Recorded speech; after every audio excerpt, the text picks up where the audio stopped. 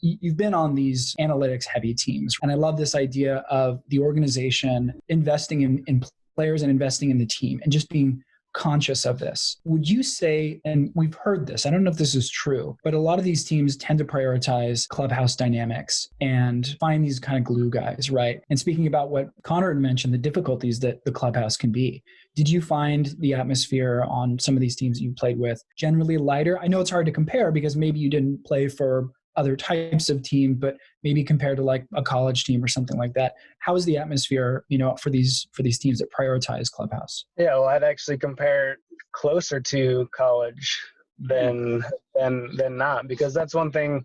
I went to Arizona State, and that was the biggest thing that we were built on was literally family and brotherhood and picking up the guy next to you. And as you get into professional ball and higher up, becomes slightly more individual because everyone's paid on an individual basis and individual performance. But I think, like you said, these analytical driven teams who look for character and chemistry, they do a good job of really finding players that fit that mold. And when we were in Oakland, man, we had some great group of guys that just came together and love going to battle every single day for each other. And I think it's special because honestly, there are times when, that's certainly not the case, but that's the reason why we were able to win against teams payrolls 3 or 4 times more, because we came together. It's still a team game in the end. It's like, yes, you can go out and buy 9 superstars, but I tell you what, you got 9 guys on the same page going to battle together, and you got 9 individual superstars.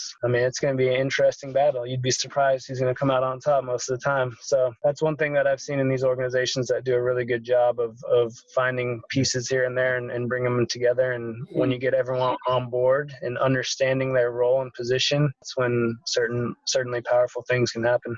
I'm totally geeking out right now because a big area of study for me was team chemistry, and it's referenced oftentimes as an intangible, and it's referenced as something like magical and whatever. But it's great to hear from a player's perspective that it is a powerful mechanism